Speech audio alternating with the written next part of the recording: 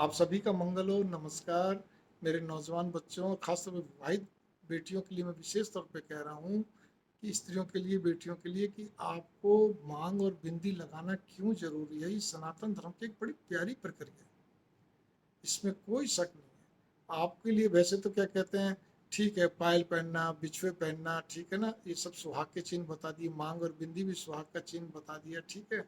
कानों में भी पहनना बेसिकली वही चीज़ है। लेकिन एनीवे मैं यहाँ पर मांग बिंदी पे खाली बस बात करूंगा, उस चीज़ पे गौर कर लीजिए कि हमारे यहाँ शास्त्रों में हर चीज़, सनातन धर्म के अंदर हर चीज़ को धर्म में डाल दिया गया और ये बता दिया गया। जैसे उदाहरण के लिए गाय हमारी माता है, तो कई बार ना हम लोग ये कहते हैं जी बाकी और क्या है फिर, क्या वो जीव नहीं है जो और है? अरे भाई बिल्कुल ठीक है, उसको विशेष तौर पे पूजने के लिए इसलिए कहा गया, उसकी रक्षा करने के लिए इसलिए कहा गया।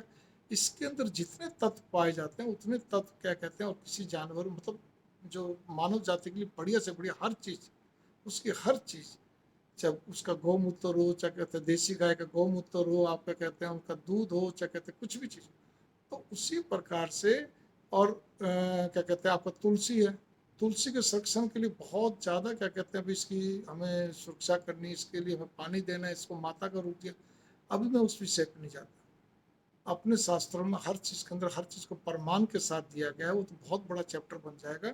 लेकिन मैं कुछ कहने जा रहा हूँ मांग और बिंदी के ऊपर, कि मांग और बिंदी लगाना स्त्रियों के लिए क्यों अनिवार्य कर रखा है। देखिए, पुरुषों के लिए वैसे तो चोटी रखना बहुत अनिवार्य है, ठीक है ना, चाहे वो छोटी रखे बड़ी रखे, सिखा तो बड़ी होती है, लेकिन ठीक है, आजकल वो प्रचलन कम हो गया, नाम मात्र पर रह गया, बहुत कम लोग रखते हैं। बहुत अच्छी बात है, रखना चाहिए। लेकिन बिंदी लगाना, फिर ध्यान देना, पुरुषों के लिए या त्रिपुंड लगाना या भस्म लगाना, ठीक है ना, भस्म लगाना, ठीक है ना, या चंदन का टीका, यहाँ बिंदी टीका बोलते हैं, ठीक है ना, टीका लगाना चंदन का, या जो भी कुछ आप केसर युक्त मतलब जो भी कुछ होता है ना, आप लगाइए, ठीक है, ये पुरुषों के लिए। लेकिन भस्म के लिए कोई कॉमन ये नहीं कि भी क्या कहते हैं कि आप इतना बड़ा त्रिपुंडी लगाना आपकी जरूरी, आप जैसे टिक्की लगा रखे ऐसे भस्म भी लगा सकते हैं, मैं भाव नहीं। लेकिन फिर से पुणे में क्या कहते हैं, स्त्रियों के लिए आना चाहूँगा, मांग और बिंदी। स्त्रियों के लिए मांग और बिंदी को सुहाग का चिन्ह बना रखा है, बता रखा है। उसके पीछे एक बहुत छोटा सा कारण है, और हर स्त्री को लगाना चाहिए। मैं तो यही कहूँगा कि, और मांग भी कैसे, यहाँ से लेके पूरी यहाँ तक बीच तक, जस्ट बीच तक, ठीक है ना, क्योंकि यहीं पर ही क्या कहते हैं, पुरुष में और स्त्री के अंदर कई तरह के अंतर पाए जाते हैं। तो उसमें एक अंतर जैसे ये होता है कि स्त्रियों की स्किन थोड़ी मोटी होती है, डबल होती है, जो भी कुछ है, साइंटिफिक मैं नहीं बोल पा रहा हूँ, मेडिकल टर्म्स में भी टर्मोलॉजी जो है ना, बहुत ही बोलने में दिक्कत है, तो मैं भूल जाता हूँ, ठीक है। उनको अपेक्षाकृत पुरुषों के मुकाबले ठंड कम लगती है, एक चीज़ है। दूसरी चीज़ यहाँ पर ये आती है कि उनको सहन शक्ति पुरुषों के मुकाबले में ज़्यादा होती है, दर्द को ज़्यादा सहन कर सकती है, फिजिकली भी और मतलब तन से भी और मन से भी। तीसरी चीज़ यहाँ पर ये होती है कि स्त्रियों के अंदर भांपने की ताकत पुरुषों के मुकाबले में ज़्यादा होती है, ठीक है ना। इसी प्रकार से स्त्रियों के अंदर जो गर्मी, जो कहता है, जो ऊर्जा होती है, तापमान होता है, वो कहते हैं पुरुषों से ज़्यादा होता है।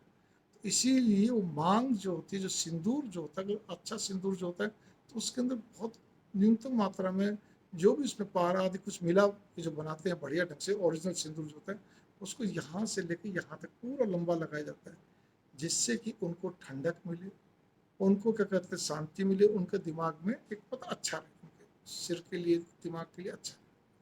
इसी प्रकार से बिंदी भी इसी प्रकार लगाई जाती है। उनकी गोल गोल बिंदी जो होती है, उनकी लाल रंग की होती है, थोड़ी सी आजकल महरून भी लगने लगी। उसके पीछे कारण यही है, सुहाग के लिए निशानी कोई लाली तो है ना, तो उसके पीछे भी कारण यही है कि उनको यहाँ पे भी कहते लगाने से उनको ये, यहाँ पे पुरुषों के लिए भी है, तो इसलिए है कि यहाँ पे उनको कहते हैं ऊर्जा जो होती है केंद्रित होती है, उसको क्या कहते हैं मतलब थोड़ी शांति मिलती है और अच्छा रहता है, बढ़िया रहता है। तो मेरा यही कहना है आप सभी स्त्रियों से, जो स्त्रियां, मैंने कई जगह देखा है कि जो स्त्रियां मांग बिंदी नहीं लगाती हैं, कोई ना कोई तर्क देती हैं, वो तर्क नहीं होता, निरर्थक तर्क बोलूँगा मैं। और क्या कहते हैं कोई उसका, और सबसे बड़ी चीज़ ये कॉस्मेटिक का सामान नहीं, बस खाली अंतर इतना कॉस्मेटिक की दुकानों पर मिलने लगा, और कोई बात नहीं।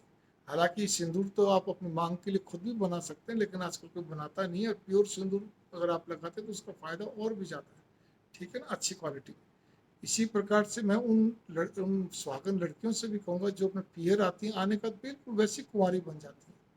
मेरी भावना यहाँ पर यह है, ये जहाँ तक थोड़ा सा उचित कम लगता है। आप ठीक, आप कैसे भी ड्रेसअप पहनिए, किसी तरह भी आइए जाइए जैसे आप पीयर में पहले करती थी, ठीक है ना, अच्छी बात है, घूमो फिरो, आपका हक वो है।